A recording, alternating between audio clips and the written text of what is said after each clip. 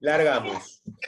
Bueno, vamos a continuar entonces ahora con la segunda parte de lo que habíamos visto el jueves pasado. Vamos a hacer un pequeño repaso de lo que vimos y habíamos dicho que el músculo entrenado, es decir, el músculo de calidad, el que tiene fuerza y resistencia, es un seguro de vida y de salud, ¿no? Eso es lo que habíamos dicho la vez pasada. Y habíamos mostrado este gráfico en el cual se ve que aquellos que tienen más masa muscular de buena calidad, la calidad del músculo es la fuerza muscular y la resistencia muscular, son las personas que duran más años, que pueden vivir más años y en mejores condiciones. Y también habíamos hablado el jueves pasado acerca de la memoria muscular. Habíamos dicho que, sobre todo en estas épocas de cuarentena, donde nadie está trabajando con las cargas que acostumbraba a trabajar, el miedo era perder todo lo que a uno le había llevado años cosechar en el cuerpo, toda la masa muscular y de buena calidad que uno tenía.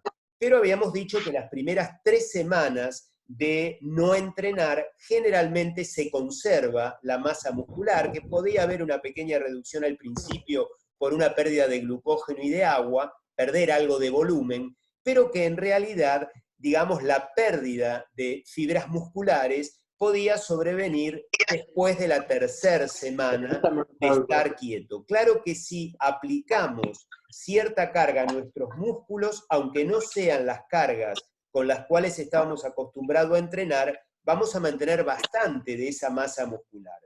Y lo cierto es que cuando retomemos nuevamente el entrenamiento, rápidamente vamos a recuperar la masa muscular porque existía esto que llamábamos memoria muscular, que eran nuestras fibras musculares cargadas de mionúcleos. Esto es lo que habíamos hablado la vez pasada. Y otro concepto importante que vimos el jueves pasado era que para que los músculos aumenten en cantidad, en volumen y mejore la calidad de los músculos, necesitábamos un soporte hormonal. Entonces, cuando entrenábamos la fuerza, se liberaba una hormona, que es la que ustedes ven acá arriba como IGF-1, son las iniciales en inglés de factor de crecimiento símil-insulina, que justamente es la que permite, una de las hormonas que permiten el crecimiento muscular. Pero también habíamos dicho que demasiada masa muscular no era adecuado, que no siempre mucho es sinónimo de bueno. Fíjense que en esta curva, en J, lo que estamos viendo son aquí los niveles de factor de crecimiento símil-insulina, y acá lo que vemos es el grado de mortalidad. Entonces vemos que con niveles bajos de factor de crecimiento símil-insulina aumenta la tasa de mortalidad, y con niveles altos de factor de crecimiento símil-insulina también aumenta la tasa de mortalidad. Cuando tenemos niveles muy bajos de factor de crecimiento símil-insulina, porque no somos entrenados, aumenta la mortalidad generalmente por enfermedad cardiovascular. Cuando tenemos demasiado entrenamiento físico de resistencia y demasiada masa muscular, es probable que aumente la mortalidad por cáncer.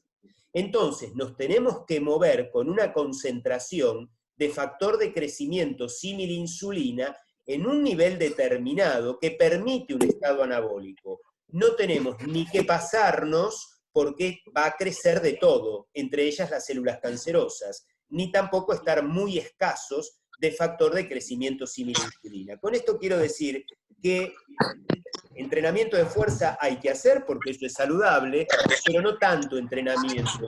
O sea, tenemos que navegar en esta área de factor de crecimiento símil-insulina que estimula este eje, que después lo vamos a ver bien desarrollado, que es el eje del factor de crecimiento símil-insulina más insulina.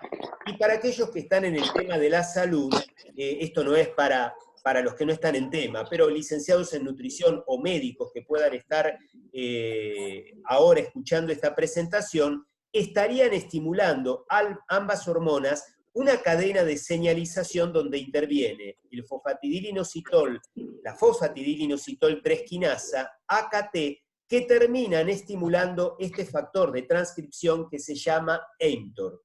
Cuando uno entrena la fuerza, una de las cosas que pasa dentro de la fibra muscular es que se activa este factor de transcripción que se llama mTOR, que manda el mensaje al núcleo para que se fabriquen más moléculas de actina y miosina.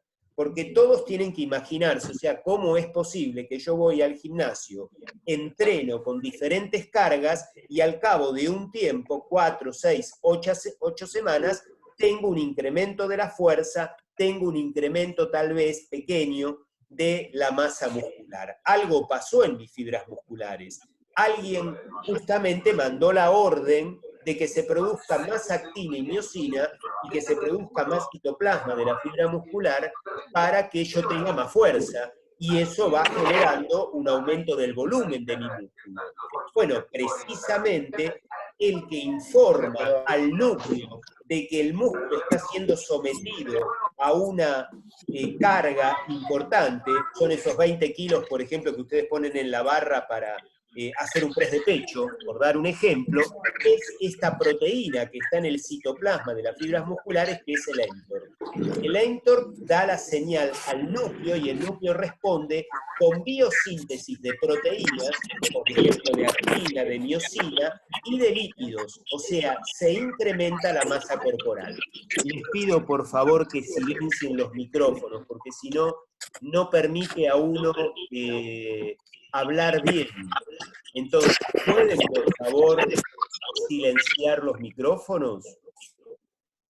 Gracias, gracias, gracias. Bueno, entonces les decía que la estimulación de este factor de transcripción, que es un cartero que manda, que golpea en el núcleo de la célula y le dice, che, acá el músculo está siendo sometido a una gran carga, fabrica más actina, más miosina, más mitocondrias, más citoplasma, más membrana plasmática, porque acá necesitamos mejores cimientos, ¿no? Esto es como decir, bueno, yo voy a hacer un edificio y voy a poner primero, segundo, tercero, quinto piso, 30 pisos, necesito tener una base que me pueda sostener todo eso. Bueno, entonces tengo que fabricar más músculo para hacerme cargo de semejante carga. Tengo que fabricar más proteínas y lípidos. Pero en realidad, esta síntesis no se va a dar solo en el músculo, sino que cuando entrenamos la fuerza hay una respuesta anabólica en todo el cuerpo. Fíjense, por ejemplo, que en esta época de pandemia del COVID-19, que nos tiene a todos en cuarentena y divirtiéndonos como podemos, por ejemplo ahora, una de las maneras, lo primero que hace el médico cuando recibe, o una de las primeras cosas que hace el médico cuando recibe a un infectado con COVID-19 es valorar su masa corporal, a ver con qué cuerpo contamos. El que tiene mejor masa corporal tiene más chances de sobrevivir. En realidad, hay que entrar con una cantidad de masa corporal que esté en esta parte de la curva. Porque si tengo demasiada masa corporal, que generalmente es expensas de la grasa, el obeso tiene más chance de morir por un COVID-19. Y aquel que tiene poca masa corporal también tiene más chance de morir por el COVID-19. O sea, necesito tener una cantidad de masa corporal determinada que navegue en esta parte de la curva. Lo mismo pasa con los músculos. Necesito tener una masa muscular y una cantidad de factor de crecimiento símil a insulina a este nivel. ¿Cómo puedo hacer para aumentar mis niveles de factor de crecimiento símil a insulina y de insulina? Yo necesito, para que crezca mi masa muscular, tener estas dos hormonas aumentadas en sangre. El factor de crecimiento símil a insulina lo voy a estimular con el entrenamiento de fuerza. Los músculos, cuando los someto a una carga que empiezan a trabajar, liberan, como les dije la vez pasada, una hormona, una mioquina, así se llama, el nombre de esta mioquina es interleuquina 6, que va al hígado y le da la orden al hígado para que fabrique factor de crecimiento símil insulina. Este factor de crecimiento símil insulina pasa a la sangre, llega al músculo, golpea la puerta, estimula al cartero, que es el mTOR va al núcleo y le da la orden para que fabrique más actina, más miosina, más sarcoplasma. Ese es el camino. Sobrecargo al músculo de fuerza, el músculo es como que lo estoy exprimiendo y libera interleuquina 6, que pasa a la sangre, llega al hígado, golpea la puerta en el hígado lo hace pasar y responde liberando factor de crecimiento sin insulina, que pasa a la sangre, llega al músculo, golpea la puerta en el músculo, activa al mTOR, que es el cartero, y el mTOR va al núcleo. Pero el mTOR no solo se estimula con el factor de crecimiento símil insulina, que lo libero en definitiva cuando entreno la fuerza, sino también con la insulina. ¿Y cómo aumento la insulina? Comiendo. Es decir, aquel que quiere que sus músculos aumenten de tamaño, tiene que comer. ¿Y qué tiene que comer? Tiene que tener una alimentación a base fundamentalmente de hidratos de carbono y de proteínas. Los hidratos de carbono, les vuelvo a pedir por favor, silencien los micrófonos, porque ustedes no saben el barullo que hay en la sala, y así lo reciben los demás, gente que está en la sala. Por favor, presten atención.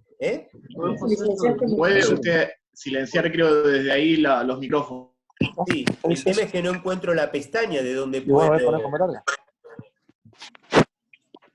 silenciarlo. No, es que se... A ver.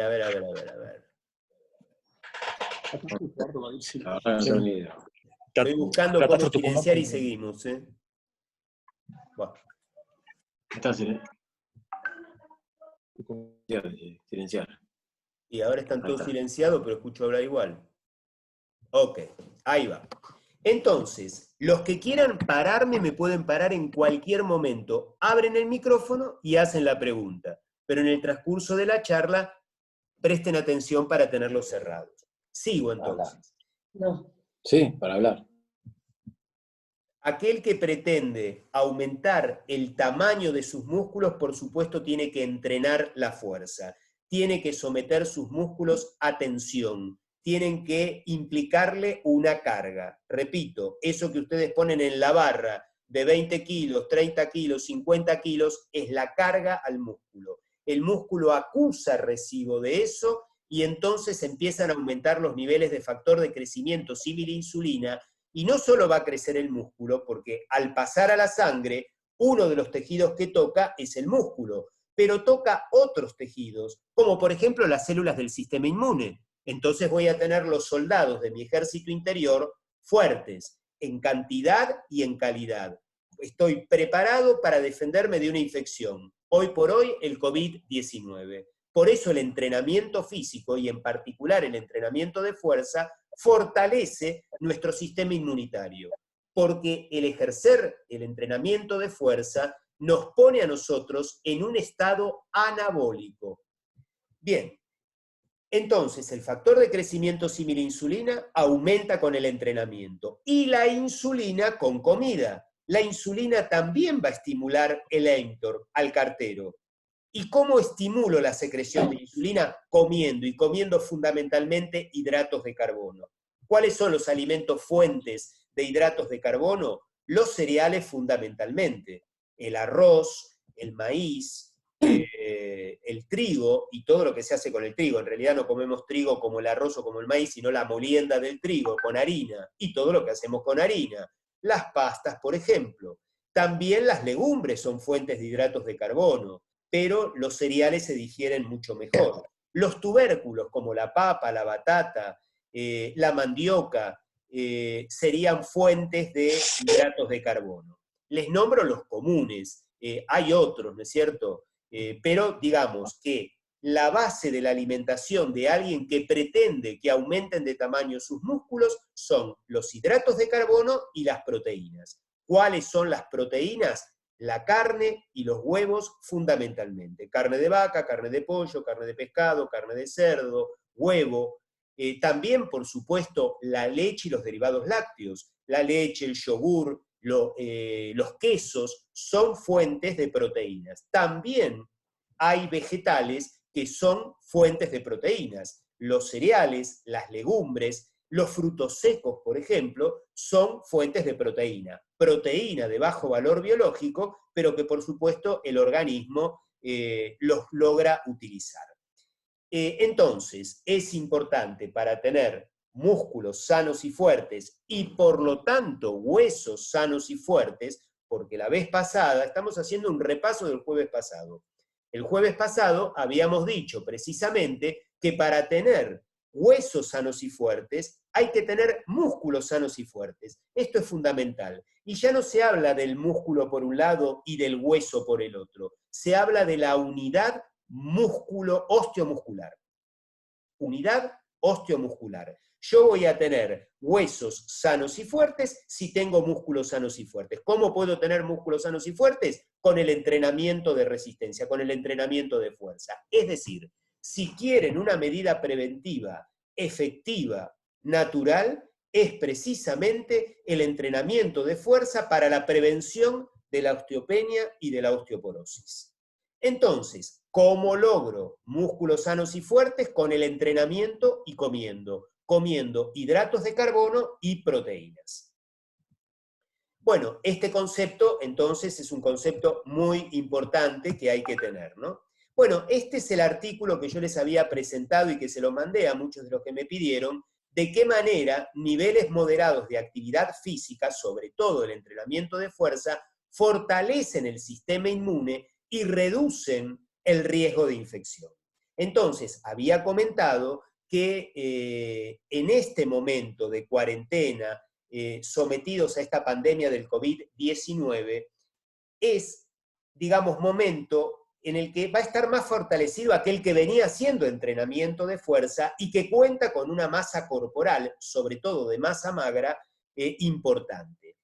En este momento de cuarentena hay que seguir entrenando, aunque sea con menores cargas, aquel que ya tiene cierto nivel de entrenamiento debe continuar con un entrenamiento, aunque le parezca una pavada, ponerse en la terraza de la casa o del balcón, hacer prácticamente el 20% de lo que hacíamos. Pero eso sirve como estímulo anabólico para sostener lo que tanto nos costó obtener, por lo menos durante 3 o 4 semanas, que nuestra masa muscular va a estar, digamos, conservada de alguna manera.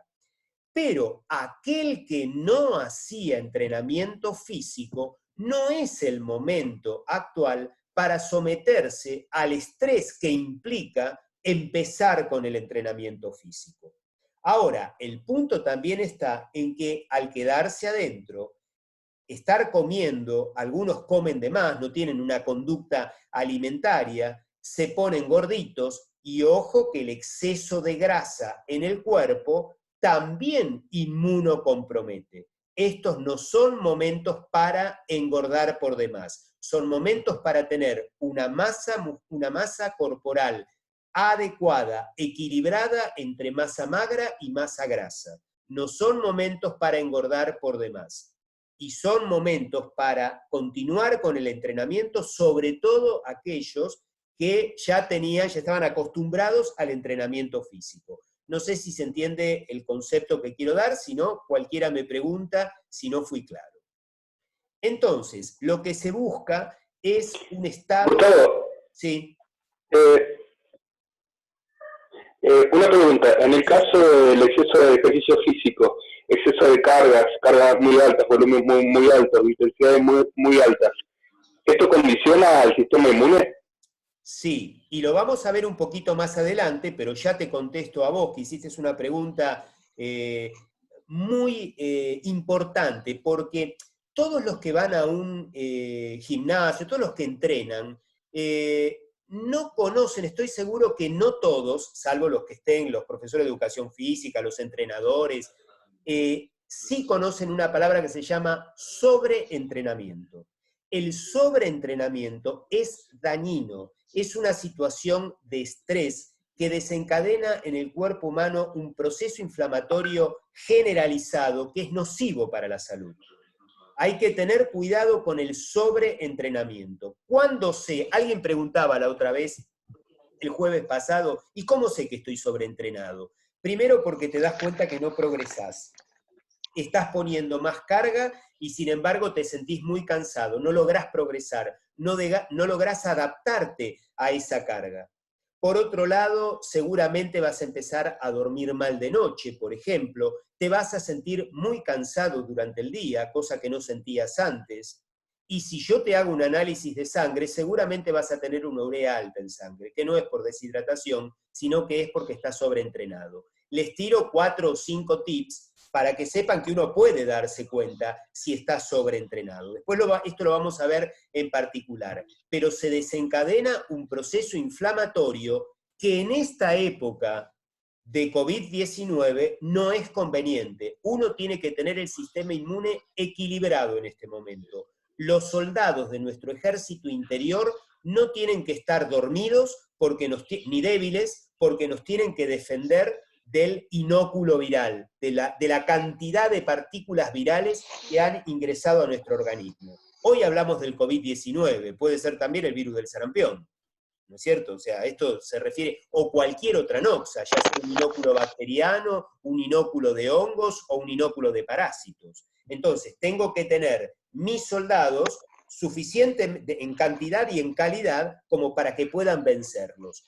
Pero no los tengo que tener tan excitados que en el afán de destruir el virus terminen destruyendo mi propio tejido.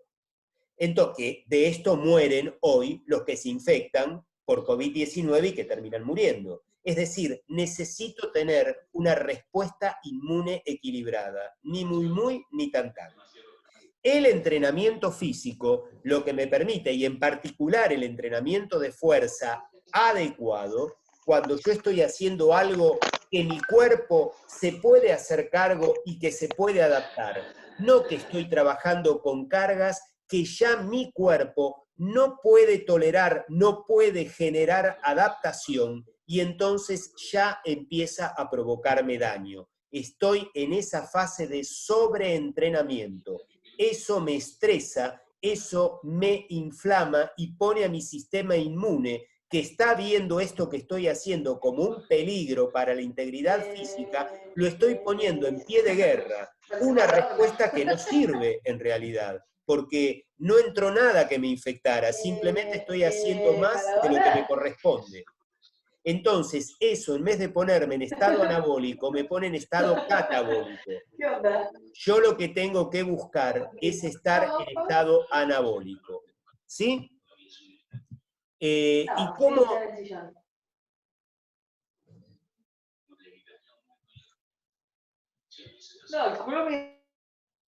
cómo puedo hacer? Discúlpenme, pero siguen hablando, entonces tuve que inactivar todos los micrófonos y nadie puede interrumpir. Por favor, salgan levantando la mano y entonces yo les habilito el micrófono.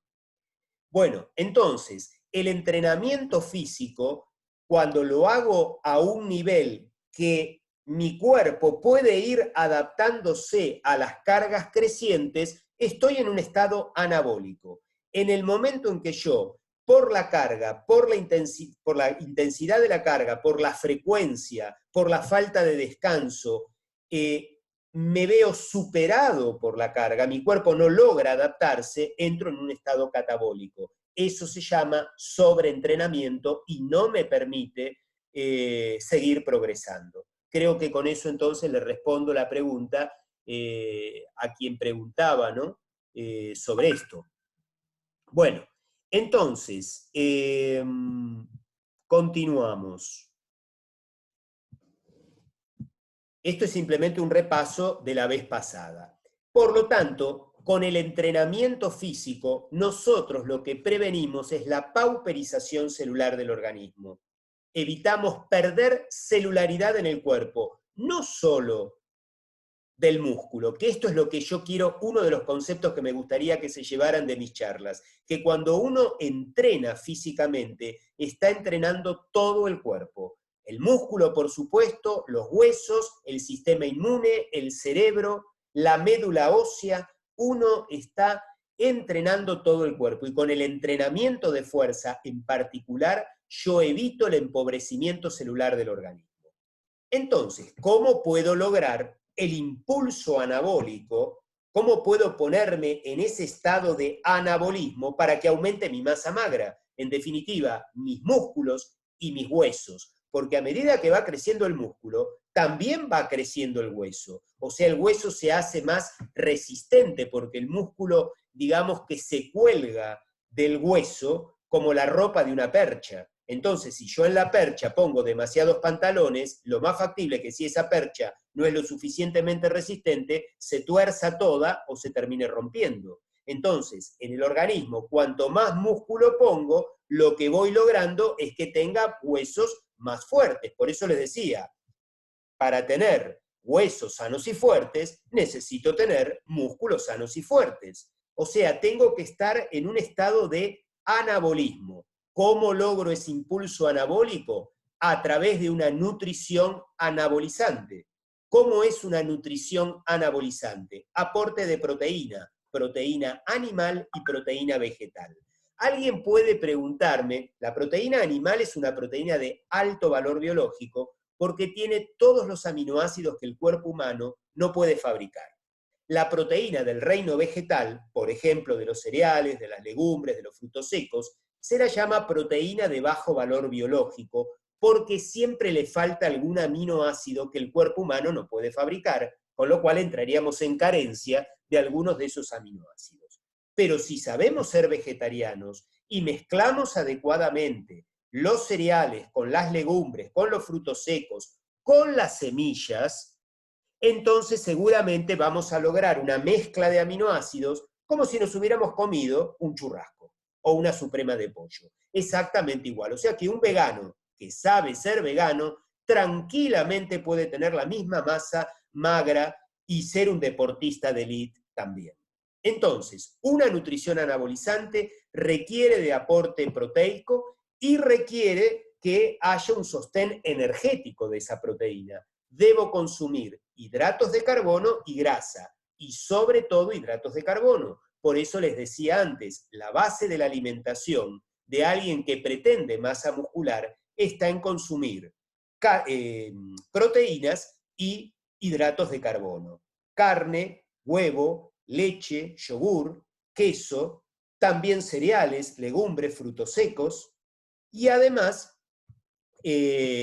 tubérculos, por ejemplo, que también son fuentes de hidratos de carbono, pero dentro de esa nutrición anabolizante de proteína y de hidratos de carbono fundamentalmente, el hidrato de carbono estimulaba la liberación de insulina, no se olviden, y ciertos aminoácidos también pueden estimular la secreción de insulina.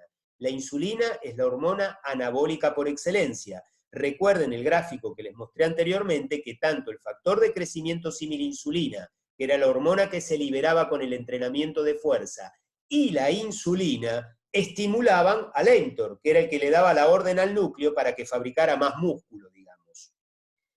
Ahora, dentro de las proteínas hay aminoácidos, pero hay un aminoácido que nosotros debemos destacar, que es la leucina. Es un aminoácido de cadena ramificada. La leucina estimula particularmente el mTOR. La carne y la leche son ricos en leucina. Por eso siempre digo que la leche es la bebida deportiva, porque tiene todos los elementos que puede aprovechar un deportista. Y la leche, con la leche podemos hacer licuados, por ejemplo, con la leche podemos hacer postres. La leche es un alimento muy importante para el deportista, que es un tema, digamos, para otra charla. Pero esta es una nutrición anabolizante. El aporte de proteína, sobre todo de ese aminoácido leucina, el aporte de hidratos de carbono, y acá figura también de creatina. La creatina, que es digamos, un componente que interviene en la síntesis del ATP. La carne tiene creatina. Con lo cual, entonces, fíjense que un trozo de carne tiene proteína de alto valor biológico, es rico en leucina, me aporta creatina, me aporta una serie de vitaminas y de minerales que son de excelencia para el deportista. Creo que 2 charlas ya podemos generar. Una referente, o dentro de la misma charla tal vez, referente a leche y referente a carnes, porque son 2 alimentos anabólicos muy importantes. Pero el deportista necesita también de un sostén hormonal. De nada sirve comer todo esto y entrenar si no tiene el sostén hormonal. ¿Y quién da el sostén hormonal? Bueno, ya dijimos, la insulina, el factor de crecimiento similinsulina. Ya vimos que el factor de crecimiento similinsulina lo logramos con el entrenamiento de fuerza, la insulina comiendo y sobre todo hidratos de carbono y proteínas, pero también tenemos otras hormonas como la testosterona, la dehidroepiandrosterona, la somatotrofina, que es la hormona de crecimiento, son otras hormonas anabólicas que precisamente el entrenamiento físico estimula la liberación, por ejemplo, de testosterona y de dehidroepiandrosterona, y también de somatotrofina. O sea que todas las hormonas que necesitamos para que aumente nuestra masa magra, músculo y hueso, todas esas hormonas son las que se van liberando cuando uno entrena físicamente. ¿Está? Ahora, cuando uno está sobreentrenado, es posible que en el cuerpo, en vez de encontrarnos con buenos niveles de dehidroepiandrosterona, aparezcan los glucocorticoides. La relación, y ahí tenemos otro análisis de sangre que le podemos pedir al deportista para saber si está sobreentrenado. Y le contesto a aquel que había hecho la pregunta. Una relación, un dosaje era la urea, que la podía haber aumentado porque, claro, se está destruyendo músculo. Pero también la relación de dehidroepiandrosterona, cortisol, me voy a encontrar en sangre con mucho cortisol y poca dehidroepiandrosterona. Eso me da la pauta de que probablemente ese deportista se encuentre sobreentrenado. Entonces, el impulso anabólico me lo da la nutrición anabolizante y la actividad física, y en particular el entrenamiento de fuerza. Claro que cuando uno va a entrenar, debe entrenar todo. Debe entrenar la capacidad aeróbica, la resistencia, debe entrenar la fuerza, debe entrenar el equilibrio, debe entrenar la coordinación, debe entrenar todos los aspectos que hacen a la aptitud física. Lograr una composición corporal adecuada, es decir, una relación masa magra, masa grasa adecuada. La composición corporal entra dentro de la aptitud física, o eso que comúnmente se llama fitness. Y por supuesto que necesito de oxígeno y de agua, que las damos como sobreentendidas, pero también dábamos por sobreentendido que éramos libres y que podíamos salir a la calle y estamos todos adentro. Así que guarda, tenemos que saber que el tener un aire de calidad es un derecho adquirido, y tener agua potable de calidad es otro derecho adquirido, de la misma manera que el poder movernos es un derecho humano, porque la salud de una persona depende del moverse, del comer adecuadamente, de respirar un aire adecuado, de tomar un agua adecuada. Esos sí son derechos humanos. No se olviden que si no hay oxígeno, no se puede fabricar el ATP. El oxígeno es el alimento. El músculo, dijimos la vez pasada, que es un tejido metabólicamente caro. Al cuerpo humano le cuesta sostener la masa muscular. O sea que aquel que entrena la fuerza y que está desarrollando masa magra, músculo y hueso, tiene que comer. ¿Por qué? Y porque sostener esa masa corporal es caro. Es como decir, tengo una Ferrari. Bueno, de patente voy a pagar mucho más, de seguro voy a pagar mucho más, el motor tiene que estar siempre afinado, el combustible que le pongo tiene que ser de ultra calidad.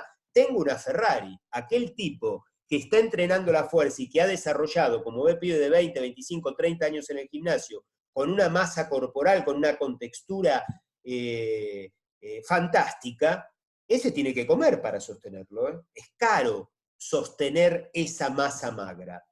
antes de construir más, antes de seguir construyendo, el cuerpo siempre aprende a usar mejor lo que ya tiene. La fuerza es en parte una habilidad mental. Cuando ustedes se meten a entrenar la fuerza, el primer tiempo es entrenar la habilidad del sistema nervioso para el reclutamiento de fibras nerviosas. El cuerpo humano primero se arregla con lo que tiene, y entonces lo que están entrenando es la habilidad mental. Por eso el entrenamiento físico, y el de fuerza en particular, es una herramienta terapéutica y preventiva. Vamos a hablar primero como preventiva de las enfermedades neurodegenerativas. Si bien hacer crucigramas y estudiar matemática entrena nuestro cerebro, entiendan que también el entrenar la fuerza entrena nuestro cerebro de la misma manera que la matemática. Entonces, lo primero que desarrollo cuando voy a entrenar a un gimnasio es la fuerza. Y la fuerza es, en primer lugar, una habilidad mental. Entonces, el entrenamiento de fuerza es una herramienta preventiva para las enfermedades neurodegenerativas. Y también la puedo utilizar como una herramienta terapéutica cuando ya la enfermedad neurodegenerativa se ha instalado. Hay trabajos hechos de entrenamiento de fuerza, por ejemplo, en pacientes con esclerosis en placa. Entonces, esto es, digamos, la mirada que me gustaría que ustedes tengan de lo que es entrenar físicamente. Entrenar físicamente es prevenir enfermedades, lo puedo utilizar como herramienta terapéutica, y cuando entreno físicamente me estoy metiendo con el material genético, con el ADN que hay en el núcleo de todas las células del cuerpo. En unas más y en otras menos, pero me estoy metiendo con el material genético.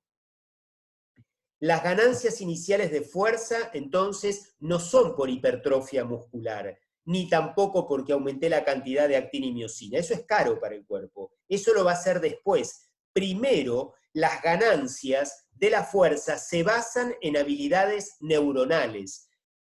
Se entrena el reclutamiento de las fibras musculares. Hay mejor coordinación dentro del reclutamiento de las fibras de una zona determinada del músculo. Me vuelvo hábil en la estabilización de la articulación. Logro inhibir más rápido los músculos antagonistas, me manejo con lo que tengo. Al continuar aumentando las cargas, porque lo que yo pretendo es la hipertrofia, porque estéticamente es lo que se va a buscar, y eso no está mal, pero no es solo una cuestión estética, es que yo dentro de mi cuerpo voy a tener una reserva de proteínas muy importantes, porque al continuar aumentando las cargas, ya las adaptaciones neuronales no son suficientes, las agoté, y entonces el músculo empieza a crecer.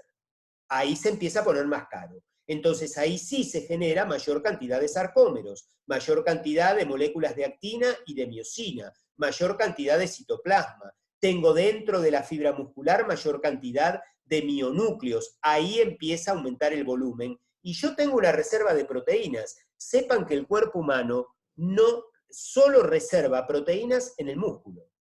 El músculo es una reserva de proteínas, y les puedo garantizar que cualquier infectado con COVID-19 en este momento, que lamentablemente tiene que terminar en una terapia intensiva, tener buena reserva proteica, tener buena masa muscular, le va a servir. Va a salir flaquito como piojo de peluca, pero logró sostener toda la necesidad de aminoácidos que va a requerir conectado a un respirador o estando disneico, gracias a la reserva proteica que tiene en el músculo. Con lo cual no es lo mismo que entre en disnea, en una falla pulmonar, y que termine en un respirador, aquel que tiene buena reserva energética como grasa en su tejido adiposo, no obeso, bien alimentado y con una buena masa grasa y una buena masa muscular, es decir, una buena reserva proteica. Ese tipo tiene más chance de sostenerse dentro de una terapia intensiva sometido a un esfuerzo sideral. ¿Tiene con qué? Entonces fíjense qué importante es el entrenamiento físico. Hoy porque estamos en una epidemia, pero en realidad todo esto nos hace, por eso les decía al principio, nos hace más fuertes, más resistentes a morir, más duros de matar. Este entrenamiento hay que hacerlo desde niños. Ya a los 11, 12 años, cuando se inicia la pubertad, automáticamente tiene que empezar el entrenamiento físico intenso y de fuerza. Los niños juegan, que eso ya es una actividad física importante, pero luego el entrenamiento, el verdadero ejercicio físico, no la actividad física, sino el ejercicio físico, la actividad física planificada con un objetivo, que es aumentar la masa magra. Lo mejor que le puede pasar a un adulto y a los adultos mayores es llegar a esa edad con una cantidad de músculo adecuada. Recuerden que yo les dije el jueves pasado, no dejamos de entrenar porque envejecemos. Envejecemos porque dejamos de entrenar. No hay que dejar de entrenar nunca. Hay que estar siempre en ese estado anabólico permanente, comiendo adecuadamente y descansando adecuadamente. Retomando entonces el hilo, cuando uno va progresando en la cantidad de cargas y cuando ya las adaptaciones neuronales no son suficientes para la cantidad de carga que le estoy dando a mi músculo, entonces mi músculo responde creciendo. Por lo tanto, la hipertrofia se construye sobre una base de fuerza. Primero desarrollo más fuerza y después hipertrofia. Así es como responde el cuerpo. Por eso llegar a la hipertrofia lleva un tiempo del entrenamiento de la fuerza y de ir progresando en las cargas. La primera gran fase está orientada entonces a ganar fuerza. La segunda a potenciar con hipertrofia.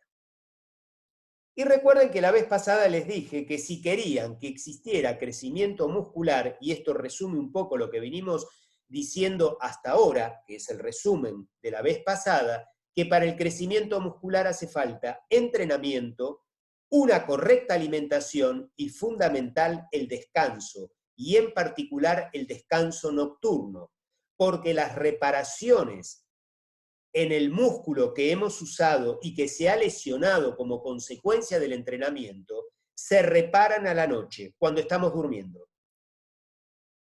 Entonces, el sueño tiene un efecto también anabolizante. Crecemos cuando dormimos de noche. Entonces, el factor clave para el desarrollo muscular es el esfuerzo. Y acá sí entramos en la segunda parte de la charla, ¿no? Y ver los aspectos moleculares del crecimiento muscular. Para que haya desarrollo muscular, al músculo hay que esforzarlo. Para mejorar la calidad y la cantidad de músculo, eso se basa en el esfuerzo. Y para eso debo someter las fibras musculares a la tensión mecánica y al estrés metabólico. ¿Qué se entiende por tensión mecánica? El músculo solo se fortalece si se lo obliga a vencer una resistencia, es decir, cuando se aplica una carga. Lo obligo a hacer fuerza para movilizar esa carga. Entonces lo pongo en tensión. Esa tensión es la tensión mecánica. ¿Y qué es el estrés metabólico? Bueno, justamente la fibra muscular con el entrenamiento físico se estresa.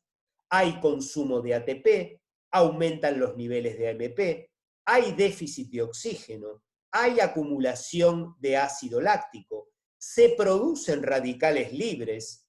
Todo eso es el producto del estrés metabólico. Entonces, para que mejore la calidad de mis músculos y aumente mi masa muscular, necesito someter mis músculos a tensión mecánica y a estrés metabólico. Esa palabra esfuerzo es estrés. Yo cuando entreno estoy estresando mi cuerpo. Es muy importante el certificado de aptitud física. Es el que me va a decir, el médico me va a decir que mi organismo está en condiciones de ser sometido a esas situaciones de estrés. Esto grábenselo sobre todo los que son profesores de educación física, los que son entrenadores físicos, que ustedes están sometiendo a una persona con el entrenamiento, ya sea aeróbico como el entrenamiento de fuerza, a una situación de estrés al cual ese cuerpo deberá adaptarse, justamente deberá se deberán provocar cambios en ese cuerpo que le van a permitir adaptarse a esos nuevos esfuerzos a los cuales yo lo someto. Pero no deja de ser una situación de estrés en la cual se está esforzando el aparato cardiocirculatorio, el aparato respiratorio, fundamentalmente. Entonces hay que ver en qué estado tiene esa persona su aparato respiratorio, su aparato cardiocirculatorio. También, por supuesto, su sistema nervioso, su aparato urinario, porque todos ellos van a intervenir en este estrés físico que es el entrenamiento. Ahora, tensión mecánica por un lado y estrés metabólico por el otro, fíjense que están puestos casi como si fueran opuestos. Y son opuestos. Si se aplica mucha tensión mecánica, es decir, mucha carga, y yo me aproximo a una repetición máxima, es decir, cuanto más voy cargando el músculo, por ejemplo, bíceps y coracobraquial, al hacer un curl de bíceps. Hay alguien que arranco con 5 kilos, bien, pero ¿cuánto es el máximo que esa persona puede movilizar? Supongamos 15 kilos, lo hace una vez apenas y ya no lo puede repetir. Esa es una repetición máxima. Si yo someto en ese curl de bíceps, en vez de lograr hacerlo con 5 kilos, lo hago con 10 o 12 kilos, es decir, me acerco a su capacidad máxima, que es 15 kilos, la tensión mecánica es máxima. ¿Cuántos curls de bíceps puede hacer con 12 kilos? Y hará 2 o 3, pero 2 o 3 no alcanzan para someter la fibra muscular al estrés metabólico. Entonces, si yo lo pongo con mucha tensión mecánica, genero poco estrés metabólico.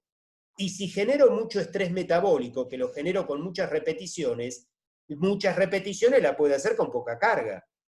Con lo cual, tensión mecánica y estrés metabólico parecen que son opuestos. Y en realidad, cuando yo pongo mucha tensión mecánica, o sea, cuando le voy poniendo máxima carga y pocas repeticiones, lo que gano va a ser en fuerza. Lo que estoy entrenando es la fuerza y voy a ganar fuerza.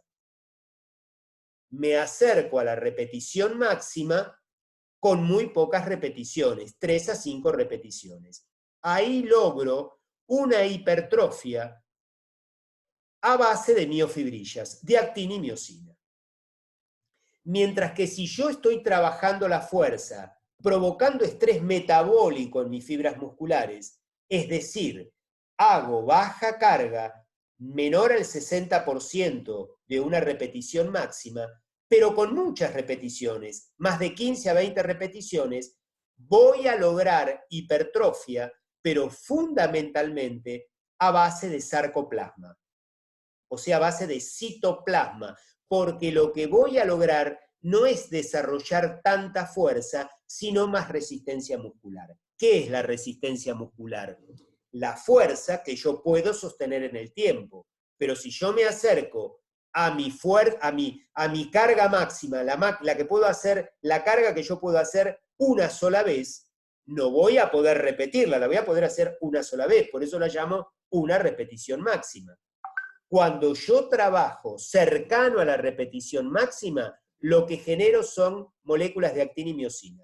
Genero más sarcómeros. Es una hipertrofia miofibrilar y lo que estoy entrenando fundamentalmente es la fuerza.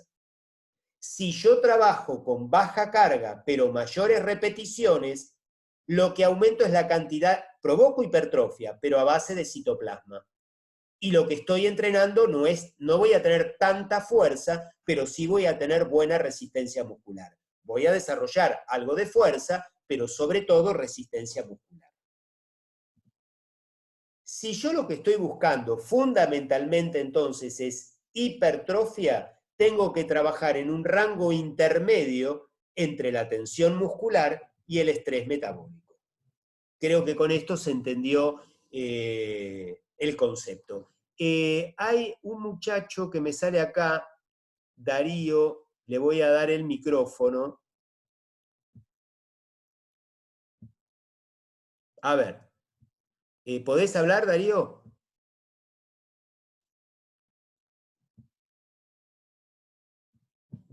¿Pueden hablar alguno de ustedes? Alguien levantó la mano. A ver.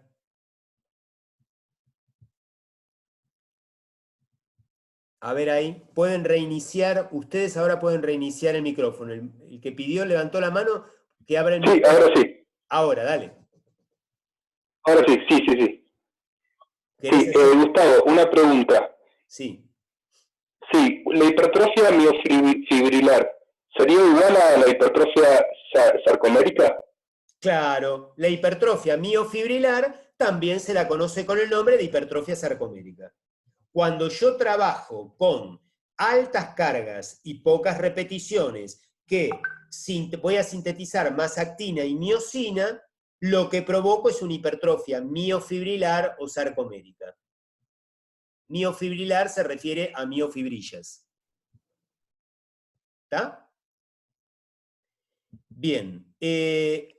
Alguien me está preguntando acá por el chat, cuando yo hablé del impulso anabólico y dije que había una alimentación anabolizante, que el entrenamiento de fuerza fundamentalmente, el entrenamiento físico en general, pero el de fuerza en particular es anabolizante, y que todo eso tenía que tener un soporte hormonal, yo tenía escrito ahí factor de crecimiento similar insulina, testosterona, somatotrofina, dehidroepiandrosterona y también oxandrolona. Entonces acá alguien me dice, yo creo que sarcásticamente, ¿por qué no hizo mención de la oxandrolona? Porque la oxandrolona es sintética y la oxandrolona, digamos, es para aumentar el tamaño de los músculos a expensas de anabolizar. Es un anabolizante, un anabólico. No estoy de acuerdo con eso, pero algunos lo toman y logran crecimiento muscular. No la nombré, la escribí. Un cobarde fui, porque la escribí, la nombré, pero, digamos, la escribí, pero no la nombré. Pero esta es la razón por la cual, digamos, estamos hablando de cómo aumentar la masa muscular naturalmente. Con comida, con entrenamiento físico, con descanso, con una buena gestión del estrés, no cayendo en el sobreentrenamiento. Así que creo que le estoy respondiendo a quien me hizo esta pregunta, que era una mujer casualmente, y me dice, jaja, gracias, se entiende. Muy bien. Bueno, seguimos entonces. Entonces, para lograr más que nada hipertrofia, tengo que estar trabajando en un rango intermedio, o sea, con una cantidad de carga y repetición que no me genere tamaña tensión mecánica ni tamaño estrés metabólico. El cuerpo interpreta el estrés metabólico que genera el entrenamiento físico, el cuerpo hace una interpretación de eso. Acá alguien pregunta, Gustavo, ¿en qué cantidad de repeticiones sería ese intermedio? Justamente es el arte del entrenador físico el que va a encontrar la carga y la cantidad de repeticiones. Es materia justamente del entrenador.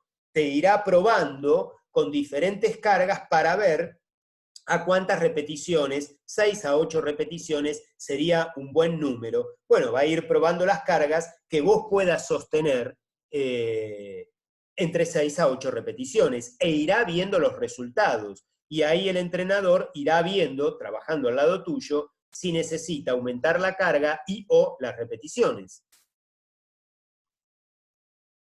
Acá alguien dice, leo las preguntas porque son interesantes. Si cuentan con tiempo, Gustavo, entonces en el caso de un paciente que esté en tratamiento para descenso de grasa y mejora de su masa muscular, eso lo podemos llamar un cambio de su composición corporal. Perder la grasa que tengo de más y ganar masa magra.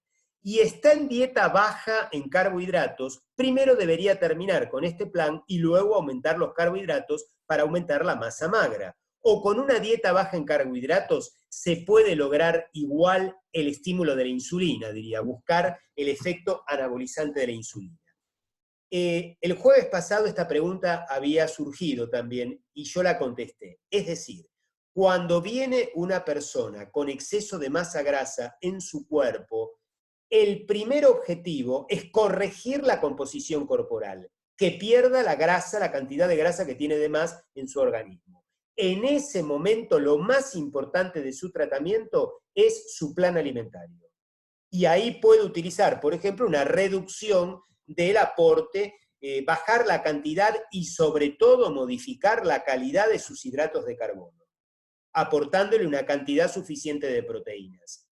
Lo que sí puedo decirle es, de todas maneras, vas a seguir con el entrenamiento físico, vas a iniciar el entrenamiento físico, sobre todo el entrenamiento de fuerza, porque ¿qué sucede? Cuando yo le reduzco el aporte energético a una persona en el afán de que pierda masa grasa, también es probable que pierda masa magra. Y eso no es saludable. Por eso los planes alimentarios muy restrictivos, muy bajos en calorías, yo creo que es peor el remedio que la enfermedad, porque va a perder grasa, pero también va a perder masa magra.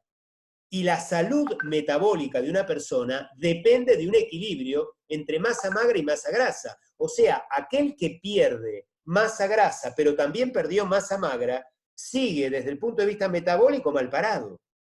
Entonces, el que tiene exceso de masa grasa, plan alimentario, pero igual va a hacer el ejercicio de fuerza porque eso va a servir de estímulo para que con ese plan restrictivo no pierda masa magra o pierda la menor cantidad posible.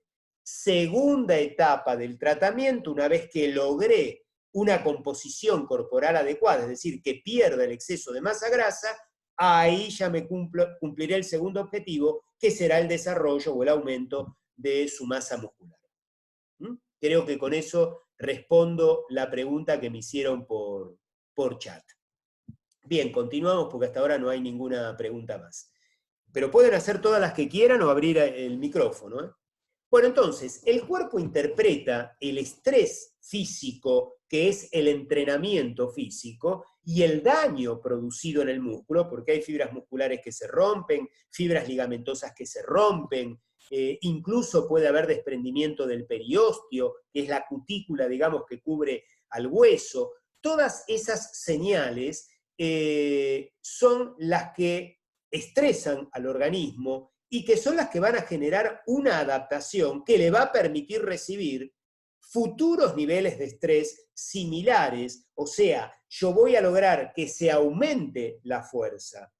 ¿Cómo? Con las adaptaciones que se van a generar en el músculo como consecuencia de la carga, el estrés, la tensión mecánica, el estrés metabólico que estoy generando con el entrenamiento físico que le estoy haciendo cumplir a esa persona.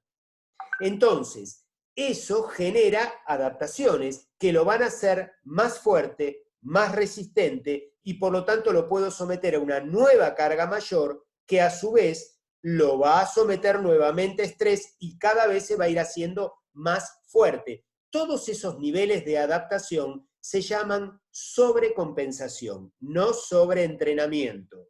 Sobrecompensación. ¿Por qué? Porque el organismo ya compensó esa carga y ahora sobrecompensó, porque se hizo más fuerte, puede tolerar una carga mayor. Lo que pasa es que si sigo creciendo, corro el riesgo de llevarlo a un plano en el cual ya no puede adaptarse, no pueda generar nuevas adaptaciones. Y ahí entra en sobreentrenamiento. Ahí sí vamos a tener mayores niveles de glucocorticoides. Y el glucocorticoides es una hormona catabólica.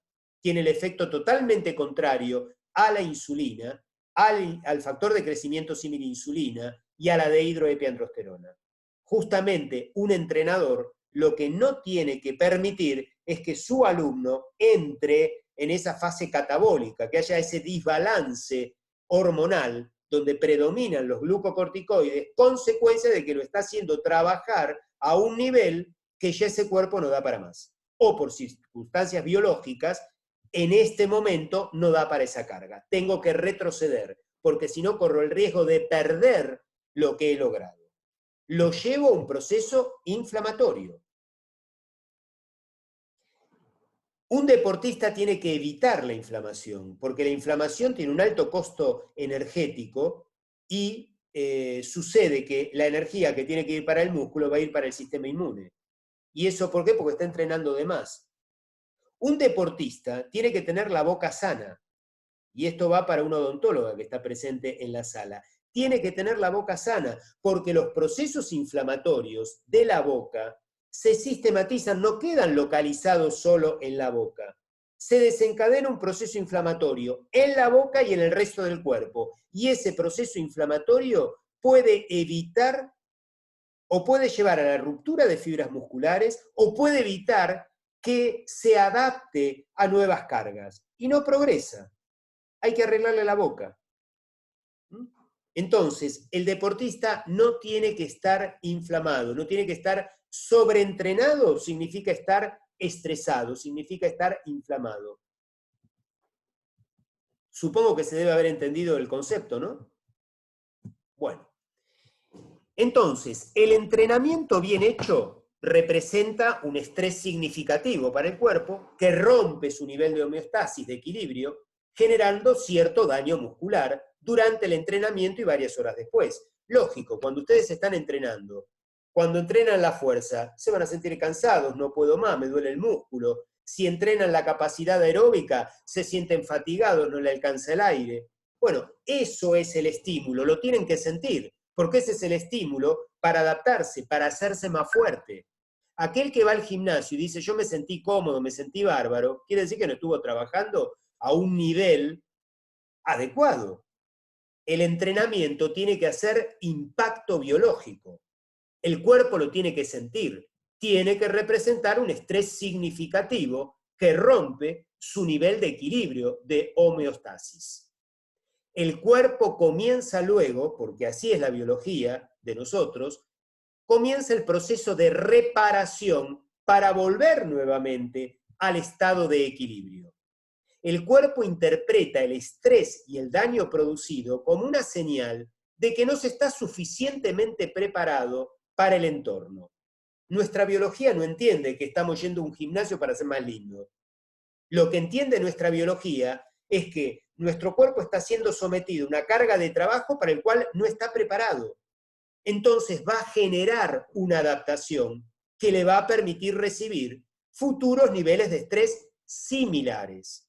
Aumenta la fuerza respecto a la base anterior. Y ahí entonces, eso es lo que llamamos sobrecompensación. Empieza a generar, primero, mejores adaptaciones neurológicas. Va a reclutar aprende a reclutar mayor cantidad de fibras musculares, trabaja más eficientemente determinadas áreas del músculo que cambian la biomecánica en la contracción, inhibe los músculos antagonistas, fija mejor las articulaciones, entonces se vuelve más eficiente en la contracción, entonces logra más fuerza. Pero si yo sigo aumentando la carga semana tras semana, ya, como dijimos, las adaptaciones neurológicas no alcanzan, entonces ya provoco una hipertrofia miofibrilar o sarcomérica y o una hipertrofia sarcoplásmica, de acuerdo a si aumento la carga o aumento las repeticiones, como vimos anteriormente. Por lo tanto, la hipertrofia muscular es una simple adaptación para cumplir con una función, el aumento de la fuerza. Entonces, primero es fuerza, después viene hipertrofia. ¿Y cómo logro más fuerza? Primero con adaptaciones neurológicas, luego con adaptaciones sarcoméricas y sarcoplásmicas. Y acá quiero introducir también un concepto importante. Si hay profesores de educación física en la sala, me lo van a poder, si quieren me lo preguntan y lo hablamos. Un chico ya de quinto, sexto, séptimo grado, que probablemente todavía no está en la pubertad, es decir, todavía no aumentó el tamaño de sus testículos y por lo tanto no hay testosterona dando vuelta. En el caso de la mujer todavía no tuvo su primera menstruación, lo cual me habla de que comenzó la función ovárica, que también es importante para el sostenimiento muscular en el caso de una mujer. Entonces el chico está en quinto, sexto, séptimo grado, 10, 11 años. ¿Puede hacer entrenamiento de fuerza? Acá hay un problema con la fuerza. El problema es los cartílagos de crecimiento abiertos y el desplazamiento de esos cartílagos de crecimiento si el chico no hace entrenamiento de fuerza con la protección adecuada y con un entrenador que sepa realmente lo que está haciendo. Pero si no queremos llevar al chico a ese nivel, que es decir, con una carga considerable que lo puede llevar a estas situaciones que se llaman epifisiolisis, uno puede trabajar sin peso, hacerle hacer los movimientos del press de pecho, de la cuadricera, de trabajar los gemelos, haciendo el gesto. Porque haciendo el gesto, lo que está entrenando precisamente es el reclutamiento de sus fibras musculares. Cuando haga la pubertad, ese chico ya entra con ventaja a entrenar la fuerza, porque la primera fase, que es la neurológica, ya la tiene entrenada. Entonces, lo que tendría que hacer un chico ya en quinto, sexto, séptimo grado es el gesto que implica el entrenamiento de la fuerza. Incluso les digo más, se dice, ahora voy a contestar preguntas del chat, se dice que solo pensando en el movimiento del press de pecho mejoramos el reclutamiento de las fibras musculares. Pensando en el gesto, ya estamos reclutando, estamos entrenando la habilidad neurológica.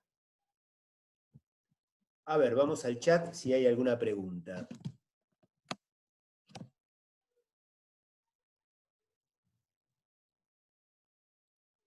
Alguien dice aquí, por eso es importante tener un entrenamiento planificado, ¿no, doctor? Trabajar la coordinación, la velocidad, todo eso, por supuesto, por supuesto, por supuesto. Y en la velocidad hay mucho también de neurológico.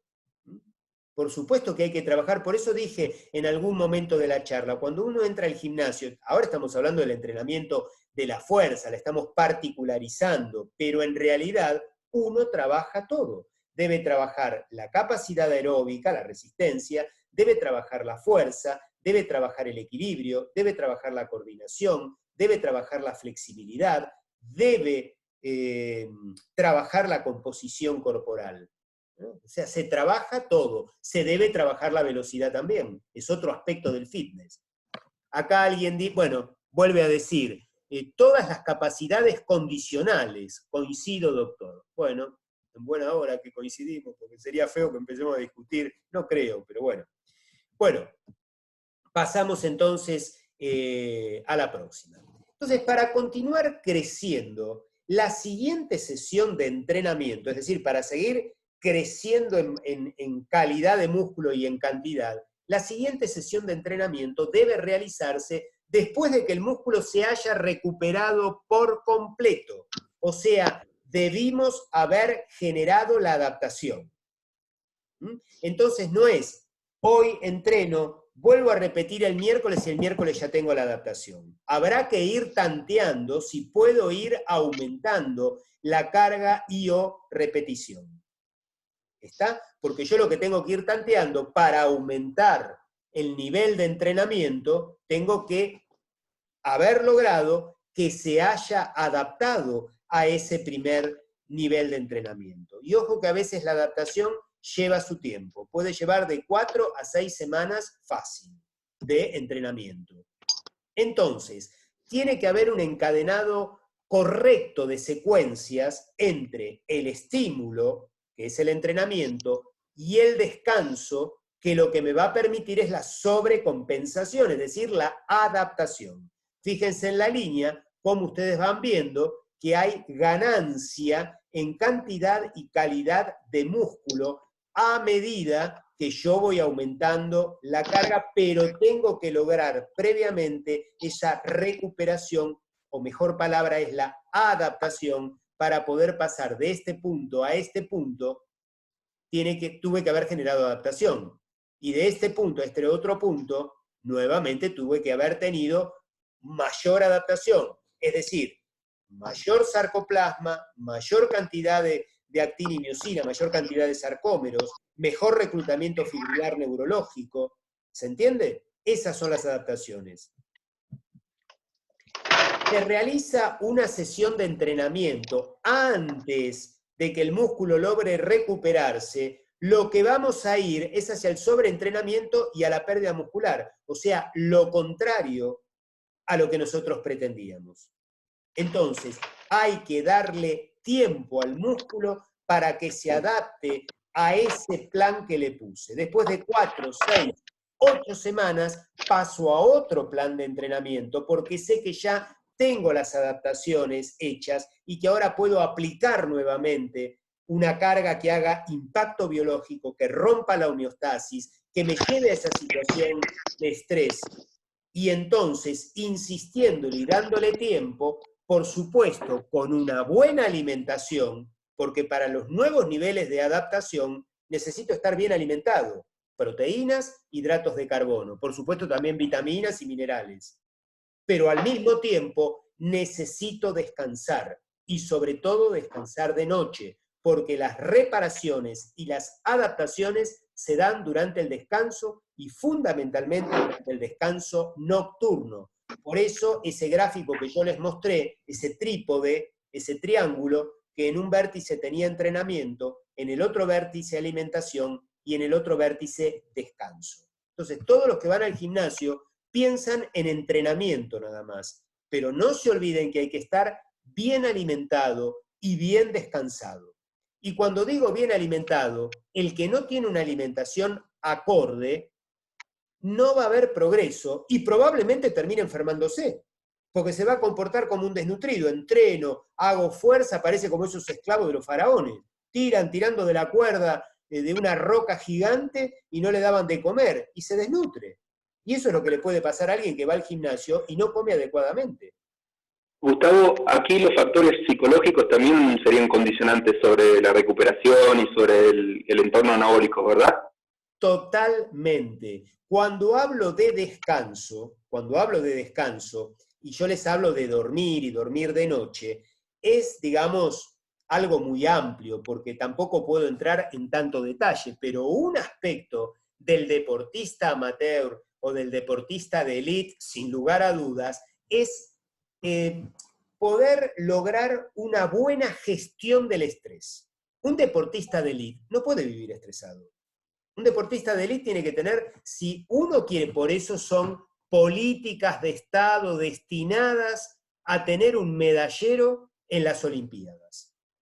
No con el esfuerzo individual de un remero que va a remar en el medio del río Luján, rodeado de caca en el río, y después sale de remar y se hace problema porque no tiene trabajo y se tiene que comprar la comida, pero no le alcanza la plata. Es muy difícil llegar a una medalla de oro en esas condiciones. Es una decisión política, donde el Estado le muestra al mundo que nosotros somos fuertes. Es como decir, bueno, me he visto con una camisa de etiqueta negra. Vos le estás mostrando al mundo que tenés poder, a la sociedad que tenés poder adquisitivo. Bueno, una nación le muestra al mundo los deportistas que tiene, pero detrás de esos deportistas, su lujo, es un adorno, pero detrás de esos deportistas hay toda una decisión política, tienen la vida arreglada prácticamente.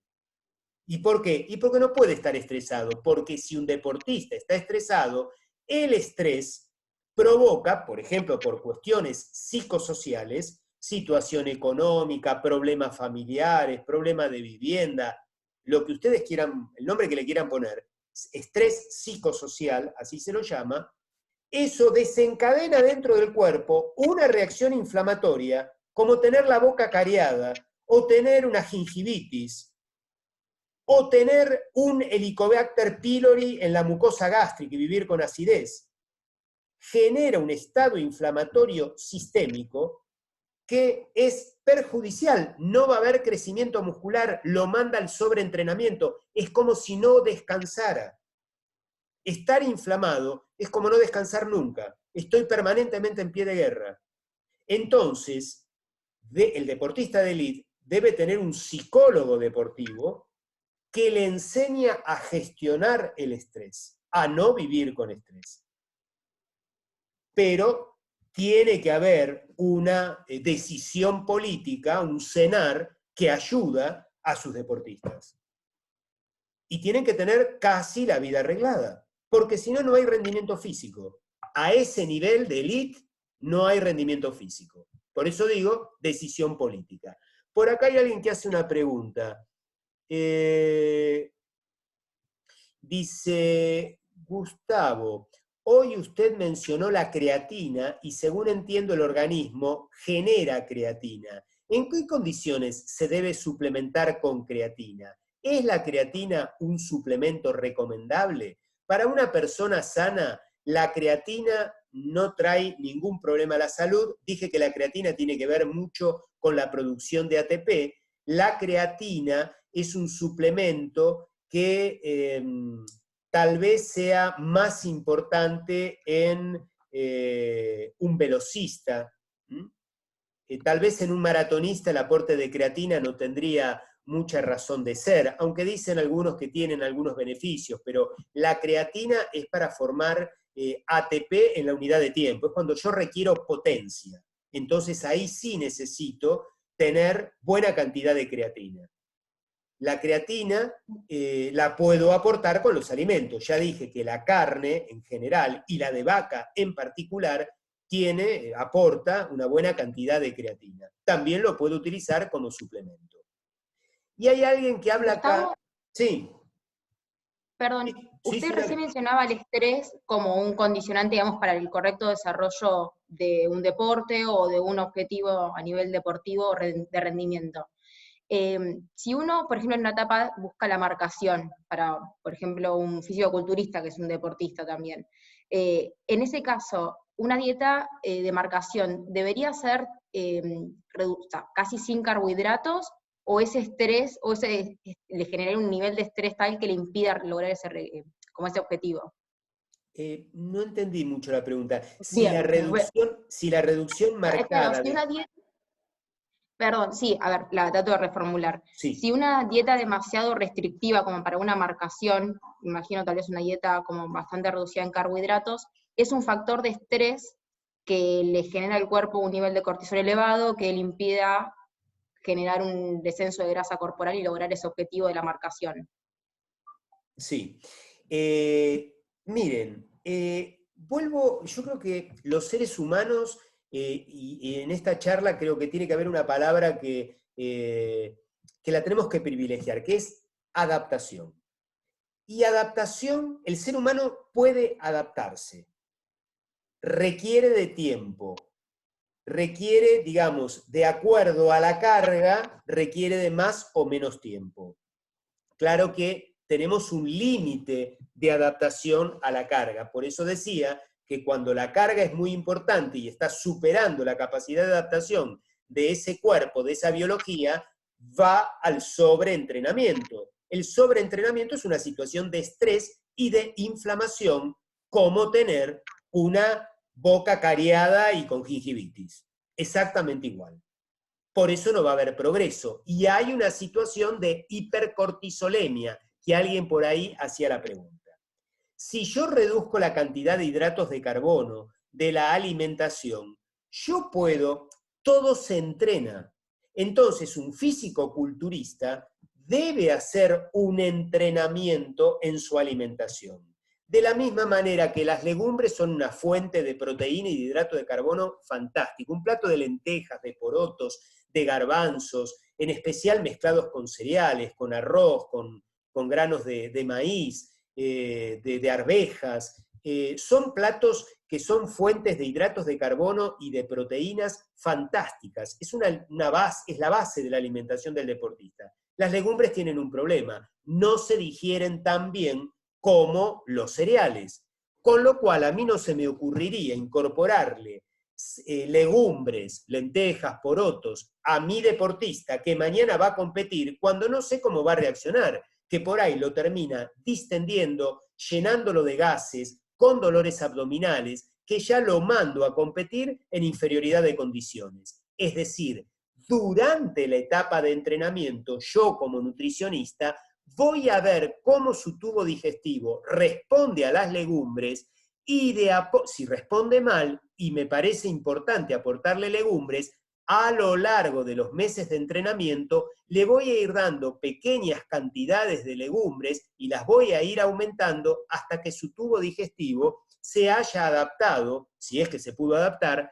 a esa cantidad de legumbres.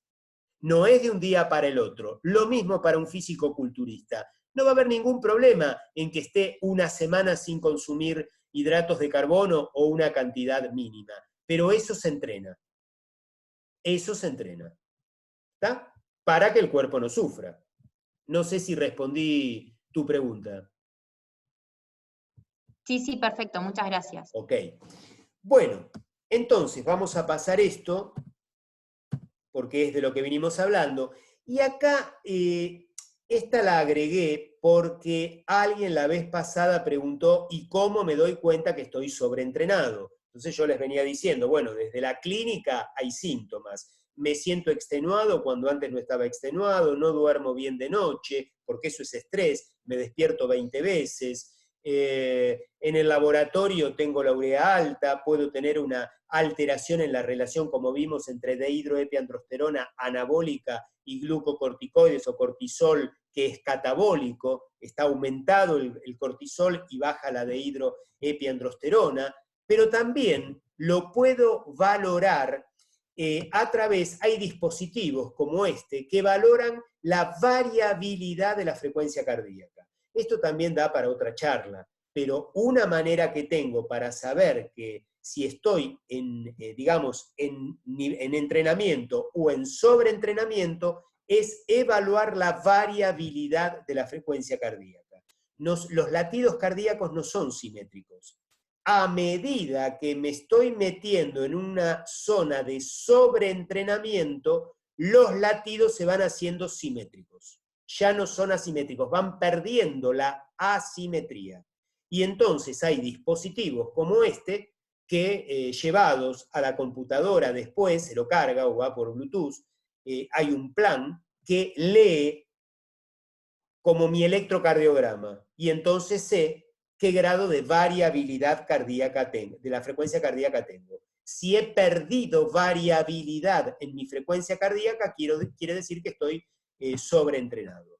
Entonces, si voy progresando en mi entrenamiento de fuerza y yo no siento ningún cambio, no estoy sobreentrenado. Puedo seguir y voy probando.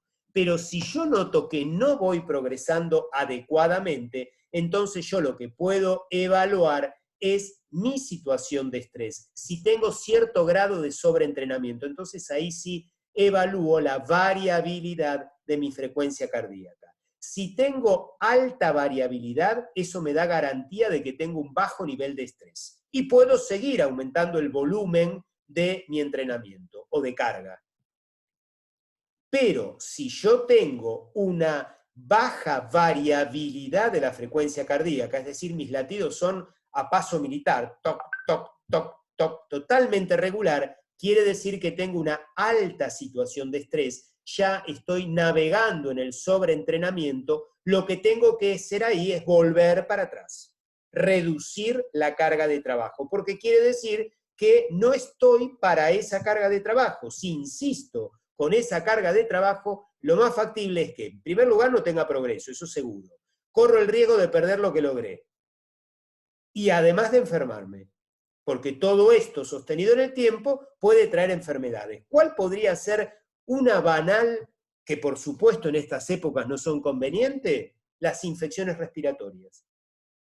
Por eso decía, ojo con aquel que no tiene un adecuado nivel de entrenamiento, de ahora ponerse en el balcón de la casa o en la terraza con un tutorial de YouTube, hacer cosas que lo estresen y que rápidamente lo lleven a una zona en la cual se va a ser más susceptible a la infección respiratoria.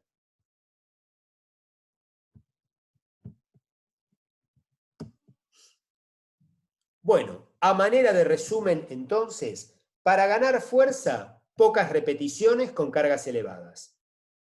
Más del 85% de una repetición máxima, pero no más de 3 a 5 repeticiones. Para desarrollar resistencia muscular, muchas repeticiones, más de 15 a 20 con baja carga, menos del 60% de una repetición máxima.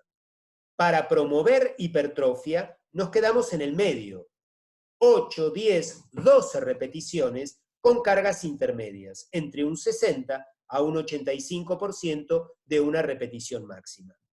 y esto creo que responde un poco a alguien que me preguntó, y bueno, entonces para hipertrofia, ¿dónde me paro? Entre las 8, 10, 12 repeticiones, trabajando entre el 60 al 85% de una repetición máxima. Arrancaré con 60 e iré progresando. Por lo tanto, no existe ningún rango de repetición para tonificar. Sobre todo para los que no están en tema, saquen esa palabra para tonificar. Yo lo que logro es desarrollar la fuerza y como consecuencia de la fuerza la hipertrofia. Eso de tonificar no existe. Bueno, ¿quieren hacer alguna pregunta? ¿Quieren parar a manera de descanso? Díganme ustedes. Doctor, Sí. ¿me escucha? Sí, totalmente. Perfecto. Bien.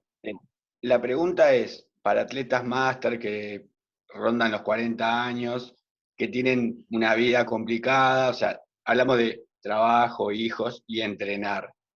Una frecuencia ideal para ganar masa muscular, para estar con niveles altos de entrenamiento.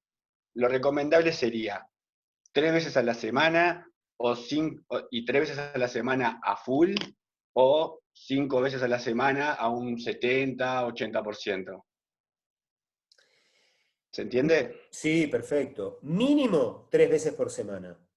Pero el ritmo, mínimo 3 veces por semana, el ritmo lo va a marcar tu propio cuerpo. Empiezo con 3 veces a la semana. Hace 4 semanas que vengo trabajando a ese nivel, fui progresando algo lentamente en mi nivel de cargas y la verdad que creo que puedo ir por más. Bueno, ahí podés a lo mejor agregar 4 veces a la semana. Y si seguís bien, que te dan los tiempos, digamos, ¿no? Del trabajo y demás, pero vos seguís bien, no te sentís extenuado en el día, descansás bien de noche, te estás alimentando adecuadamente y tal vez pueda probar 5 veces a la semana. Vos mismo vas escuchando tu cuerpo y sabés cuántas veces podés ir al gimnasio. Y sin estrés, porque si también es salir rajando del trabajo, a las puteadas en el auto porque no llegás a la clase y porque a las 9 de la noche tenés que estar en tu casa por X razón, bueno, eso es un estrés que no sirve.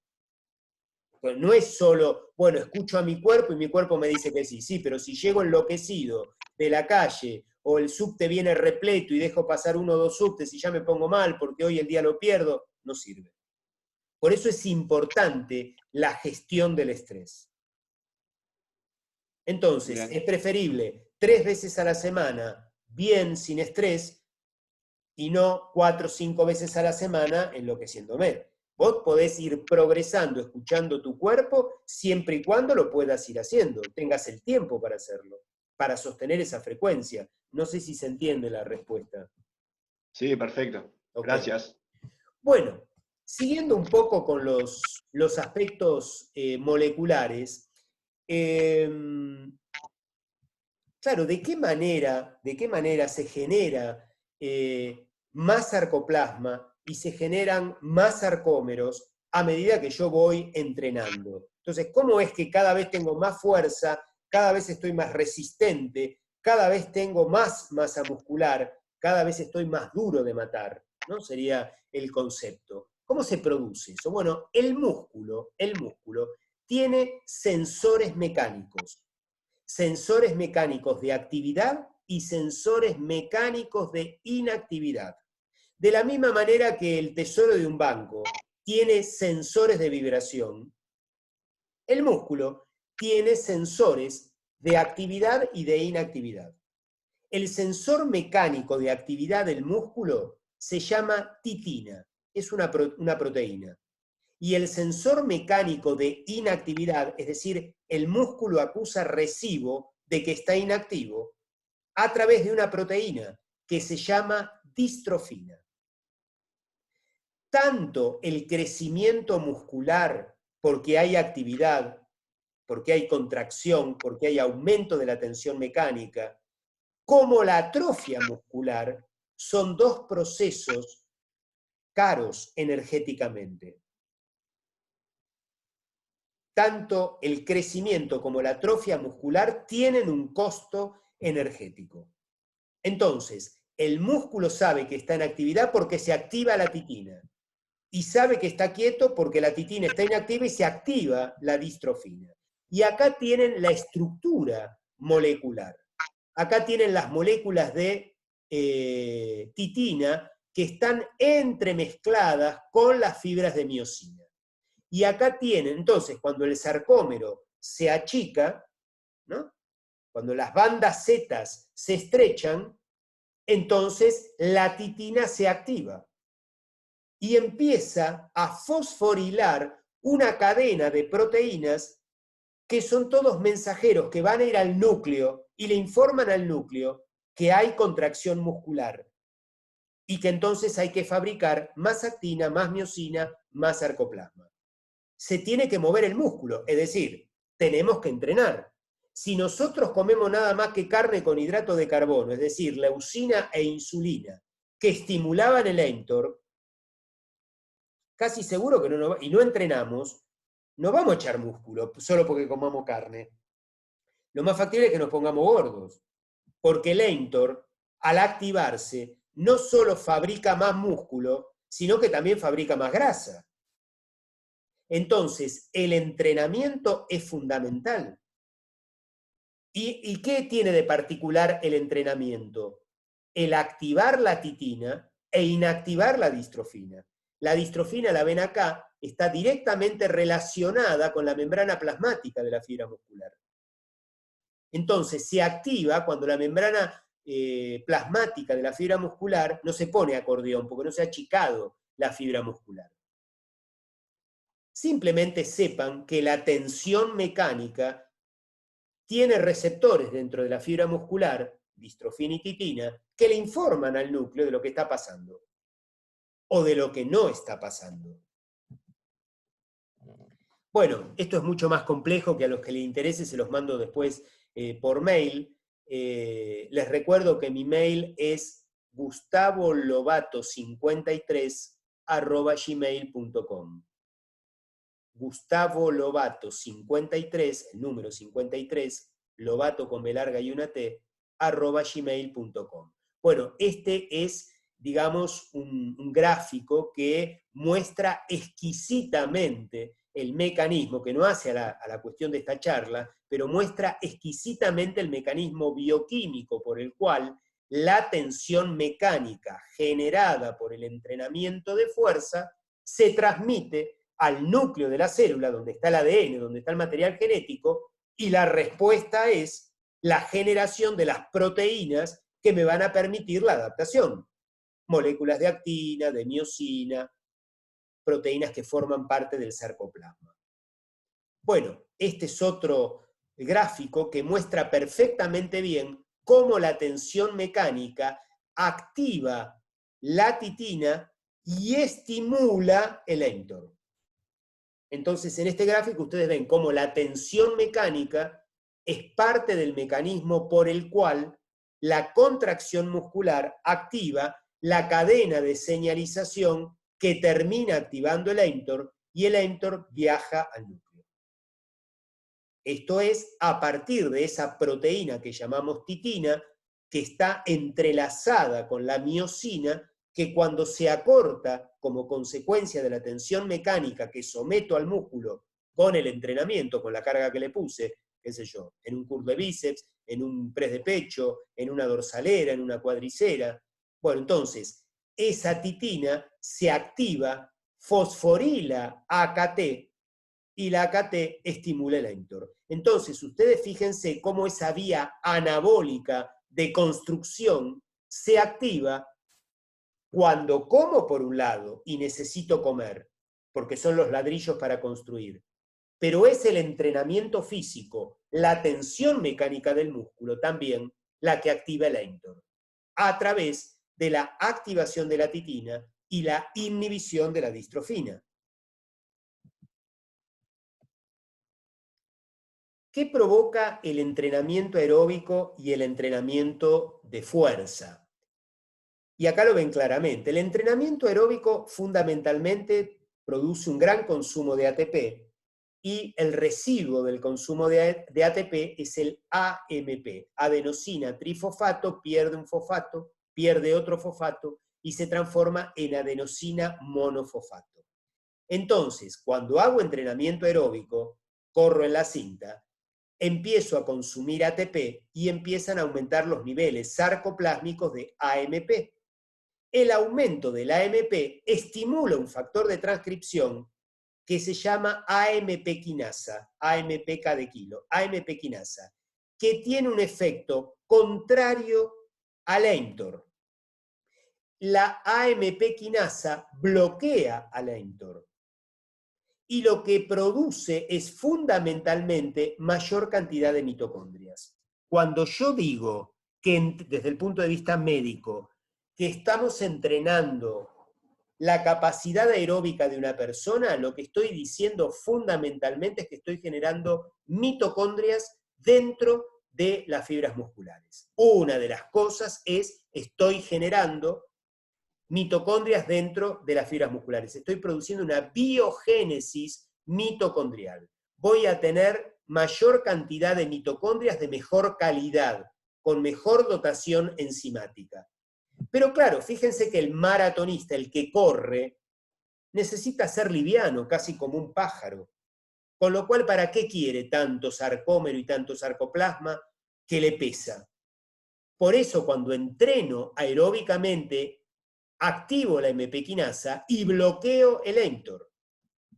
Alguien que quiere desarrollar buena masa muscular debe hacer entrenamiento aeróbico, porque yo les dije que hay que entrenar todo adentro del gimnasio, pero hay que medirlo muy bien. Es su entrenador el que sabe cuánto tiempo van a hacer de entrenamiento aeróbico, para que no me termine bloqueando el crecimiento, las adaptaciones que busco con el entrenamiento de fuerza. Hay como un antagonismo entre AMP quinasa y mTOR. Esto no es tan así, pero como para que se lleven una idea. Recordando que el mTOR, entonces, es estimulado por el factor de crecimiento similar a insulina, por la insulina y por la leucina. Pero lo que necesitamos para la mayor fabricación de músculo, con esto solo no alcanza. Necesito de la tensión mecánica, es decir, del entrenamiento de la fuerza, el entrenamiento físico, activar la titina, y así entonces sí va a haber, necesito todo en conjunto. Necesito activar la titina, inactivar la distrofina, hacer un buen aporte de proteínas e hidratos de carbono, tener buenos niveles de insulina y factor de crecimiento similar a insulina, y tener buenos niveles de aminoácidos de cadena ramificada y sobre todo leucina. Además de descansar bien y de hacer una gestión adecuada del estrés y de tener mi cuerpo sano. Todo en conjunto.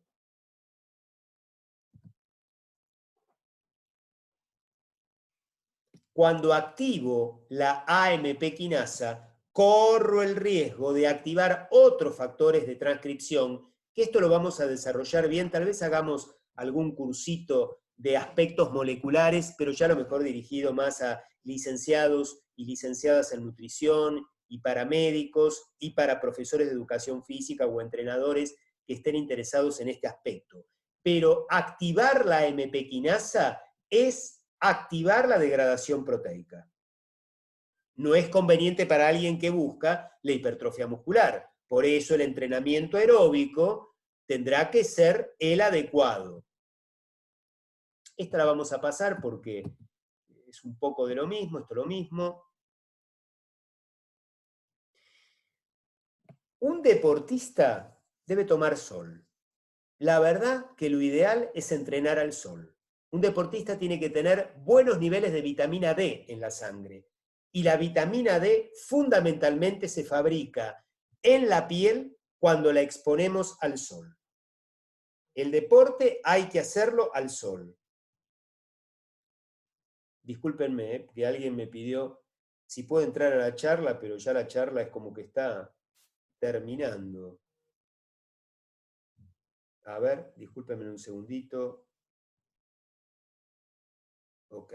Bueno, entonces, lo ideal es como dije el jueves pasado, que a muchos les dio gracia, ¿no? El entrenamiento físico y los deportes se hacen como lo hacían los griegos, que sin saber de todas estas moléculas hacían las cosas bien. Es decir, deporte en las primeras horas de la mañana, al aire libre y desnudos.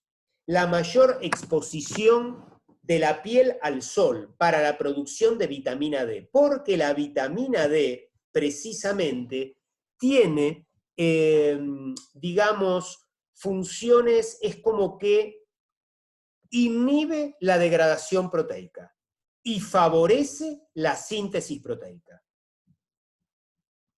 Entonces, todas las vitaminas son importantes en un deportista porque son todas, digamos que, intervienen como reguladoras de las vías metabólicas. Pero fíjense que en particular la vitamina D, que es muy difícil de aportar con la alimentación, es muy importante exponerse al sol. En estos tiempos que los dermatólogos recomiendan bloqueante solar prácticamente en forma permanente. Pero la deficiencia de vitamina D disminuye factor de crecimiento símil a insulina y estimula la falta de vitamina D, estimula la vía catabólica, inhibe esa vía anabólica de factor de crecimiento símil a insulina, AKT, fosfatidilinositol 3 quinasa y mTOR. Y además, la deficiencia de vitamina D aumenta el estrés oxidativo y atenúa la biogénesis y la función mitocondrial, que son las usinas donde se produce ATP. O sea que si hay algo que perjudica a un deportista, por supuesto es estar mal alimentado, pero si ustedes me dijeran, bueno, elegí una vitamina, todas son importantes, ya les digo, pero la vitamina D es una en particular. Por lo tanto, la exposición al sol del deportista es fundamental.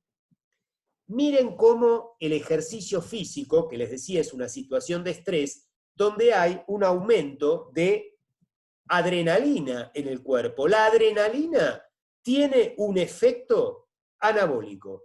Esta vía explica perfectamente bien cómo la interacción de la adrenalina a través de los receptores alfa adrenérgicos de tipo 1 y de tipo 2 estimulan la diferenciación y la proliferación de fibras musculares y la biosíntesis proteica. Ya el entrenamiento físico de por sí, a través de la adrenalina, tiene un efecto estimulante. ¿Por qué los beta-agonistas son considerados doping? Porque justamente los beta-agonistas estarían estimulando estos alfa receptores y ya correría con ventaja. O sea, no logra lo que se logra por el entrenamiento en sí, sino por efecto farmacológico. Por lo tanto, volvemos a hablar de dos antagonistas, adrenalina y glucocorticoides. Habíamos hablado de dehidroepiandrosterona, glucocorticoides. Ahora adrenalina, glucocorticoides. El glucocorticoides es un antagonista de la adrenalina. El glucocorticoide produce resistencia al factor de crecimiento símil a insulina y mayor secreción de una hormona que es la miostatina. El músculo cuando se contrae libera una sustancia que es la interleuquina 6 que va al hígado. El hígado responde liberando factor de crecimiento símil a insulina, pero también de una hormona muy importante para el crecimiento muscular, que es la folistatina.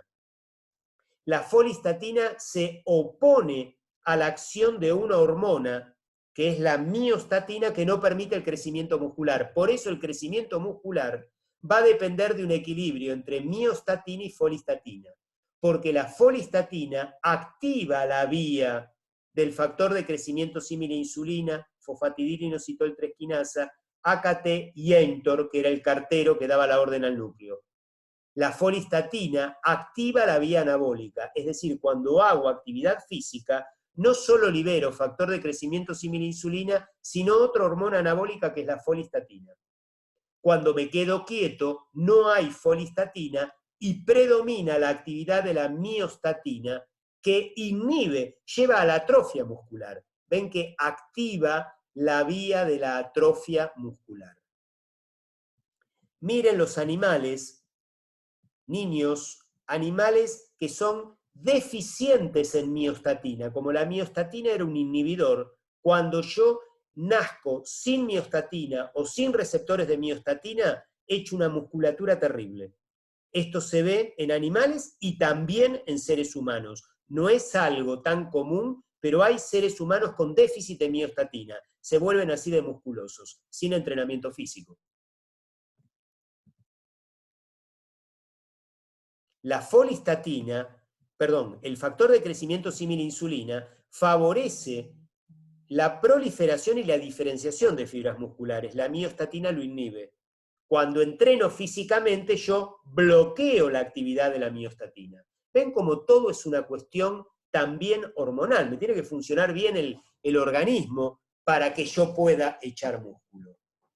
Pero hay todo un sostenimiento hormonal, y hace falta aporte energético, y hace falta entrenamiento, y hace falta descanso, y hace falta gestión del estrés para que haya crecimiento muscular. Bueno, muchas gracias por su atención, porque la verdad que se han mantenido constantes. Éramos más de 60 en un principio, y después de esta charla pesada, porque esto es denso, quedaron 40, que es bastante. Así que miren, este sería el momento, si quieren, para hacer todas las preguntas que ustedes deseen. A ver, acá hay una. ¿Qué opinas, Gustavo, del ayuno intermitente y la masa magra? Bueno, también esto es un tema para otra charla, para hablar de ayuno intermitente solamente. Yo les mostré un gráfico que decía, lo mostré el jueves pasado y este jueves al inicio a manera de resumen, que mucho no es sinónimo de más, ¿no? Como que demasiada masa muscular puede ser peligrosa. En realidad, demasiado factor de crecimiento símil a insulina. Yo asumo que una persona que tiene tanta masa muscular tiene niveles de factor de crecimiento símil a insulina altos, porque si no, no llega a esa masa muscular. ¿Y cómo lo logró? Con el entrenamiento, y lo logró con la alimentación proteica, porque las proteínas también estimulan la secreción de insulina y de factor de crecimiento símil a insulina. Ahora, demasiado factor de crecimiento símil a insulina, vimos cómo la curva de mortalidad aumentaba a medida, por cáncer específicamente, a medida que aumentaban los niveles de factor de crecimiento símil a insulina. Entonces uno puede decir, pero entonces el entrenamiento de fuerza puede llegar a ser nocivo para la salud. Y demasiado les diría que sí. Uno tiene que hacer lo que le da el cuerpo y tiene que escuchar el cuerpo, ¿no es cierto?